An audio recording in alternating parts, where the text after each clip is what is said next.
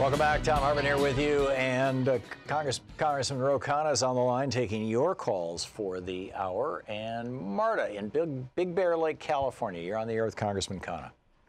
Hello, Congressman Khanna and Thom. My question is, how can we promote good relations with Russia instead of conflict, and what should we do, to build peace and constructive dialogue? Does our CIA, can our CIA maybe pull out of, or end some of their counterproductive activities? For example, we've had so much conflict in Syria and Ukraine. How can we be better? Well, I appreciate the question. I think we have to divorce or make a distinction between two separate issues. There is the issue of Trump's potential collusion with Russia to win an American election. And there we should have zero tolerance, and we should make sure that we investigate, and we should make it very, very clear to the Russians that we do not want them interfering in our elections, and there will be consequences if they do that again, and we need to get to the bottom of what happened with Donald Trump and whether there was any collusion. Separate from that, though, we don't want to stoke another Cold War with Russia. I mean, that's basically what Putin would want, and we'd be playing into his hands. And this is why it's a mistake for us to be pulling out of arms control treaties that were negotiated. We should be, in fact, working towards getting into further arms control agreements with Putin, not trying to pull out of them. We ought to look at making sure we're not pushing NATO's expansion too far. I think it was a strategic mistake initially to insist that NATO may expand to Ukraine or Georgia, and that may have given Putin the excuse to try to annex part of Ukraine. I mean, Putin is to be blamed for that action, but it was perhaps unnecessarily provocative to talk about the expansion of NATO to the extent we have. And then we need to look at working with Russia where we can on regional situations. In Syria with Assad, initially there was a proposal for a peaceful transition from Assad that the Russians had. We thought we would succeed by trying to oust Assad through the rebels and counterinsurgency, and we underestimated how difficult that would be. So making sure that we actually are going to the diplomatic place when there's multilateral solutions required, like there was in Syria. But again, my broad point is Democrats should talk about holding the president accountable with Russia without surrendering to a rhetoric of the Cold War. Mark in Portland, Oregon, you're on the air with Congressman Khanna. Yes, I have a quick question about the media. I'm under the understanding that there are many parts of our country that almost exclusively get right-wing media.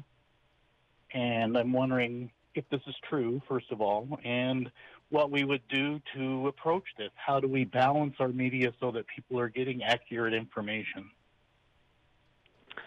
Well, it is true. I mean, there are certain local channels that only play particular perspectives if they're owned by a particular company, and then there are other places where people just choose to tune in to Fox News or conservative talk radio. The only thing I can think of that would fix that is if you had something akin to the Fairness Doctrine, where you required these cable companies or talk radio hosts to put on the alternative perspective. But absent the Fairness Doctrine, it becomes very difficult to do that. I mean, you have Sinclair, which reaches so many homes around this country. It's a lot of the cable, and my understanding is they basically run slanted political commentary in those local stations that they control. Yeah, and that's the one thing that the Fairness Doctrine would have addressed, because it addressed editorial stances by ownership or management, and that's when you had to have the rebuttal.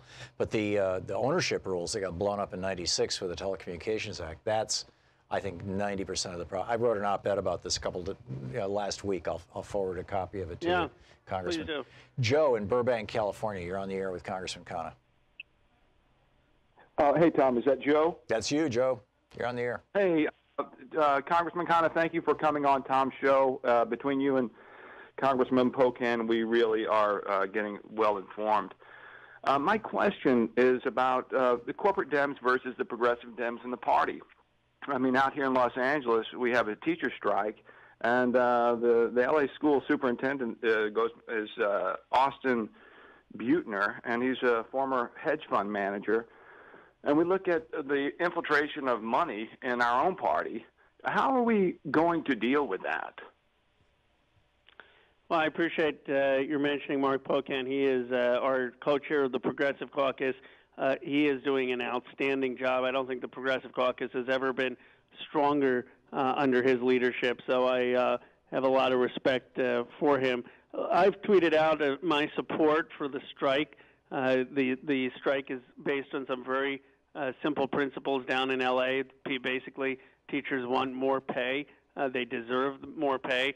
20% of LA Unified right now is being run by charter schools through private companies that aren't allowing unionization, and those charters don't have to take kids with disabilities or kids who don't have English as a first language. And these teachers are saying stop the privatization of our school district by just handing out these charters. That was never the intent of the charter school movement. Charters were supposed to be laboratories for innovation within public schools, not moves to get rid of unions and privatization. So I definitely think Democrats should stand on the side of the teachers in that strike. Your point about corporate Democrats who have been have a greater corporate bent is true, and it's an ideological fight. And we need to win it. The good news is in the House, the Progressive Caucus is up to 90 people, and I do think we're winning, and certainly we've made a tremendous amount of progress over the past years. John in Auburn, California, you're on the air with Congressman Khanna. Good morning. It's an honor to speak to both of you gentlemen. What I have to ask is whether you, Mr. Khanna, or any other congressional members see the lifting of sanctions off of old Deripaska as a possible way of the president making Paul Manafort whole and therefore sending a signal to him, or a thumbs-up signal to stay strong in that prison cell, and a possible implication of a pardon to come, and therefore another form of obstruction of justice. It would be speculation, but it could be what he's trying to do. I would remind people like Manafort that the president can simply pardon from federal crimes, and Manafort would still be prosecuted under state crimes that he may have committed. But I believe this president would do almost anything to avoid prosecution himself, avoid people flipping on him, and protecting his close friends and family. And that is why we need to get to the bottom of this, and Bob Mueller will. I am full confidence. So I am very much looking forward to reading his report and then standing up to make sure that we do what he recommends. John in Midland, Texas, you're on the air with Congressman Khanna. Buenos días, señores. My question to the gentleman is this chaotic situation making our country vulnerable for enemies, for us? You're talking about the shutdown, John? Yes. Well, in some ways it is. I mean, the Coast Guard, I was told today from people in my district, I represent a Northern California district in Silicon Valley, and folks were saying that some of the Coast Guard doesn't have fuel for ships, and that it may reduce the amount of inspection it's doing on incoming ships, and drugs potentially coming in from those ships.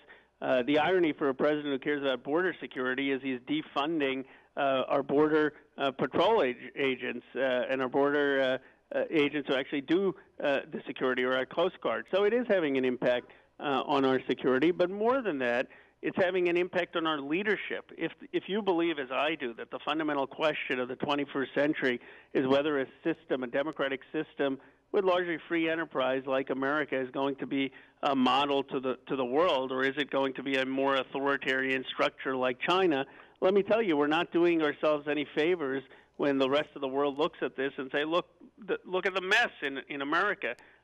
So having competent government here is the best case we can make for democracy around the world. Congressman, we just have a minute to the break, to a hard break here. Isn't it, in 1985, the Reagan administration rolled out this idea called starve the beast. That was the first documented use of that phrase from an administration official during the Reagan administration. And the idea was, we're going to break parts of government and then point out to everybody how broken they are, and then use that as the case for privatizing this. They've done this with Social Security. They've done this with Medicare. They've done this with the Affordable Care Act. The list just goes on and on and on.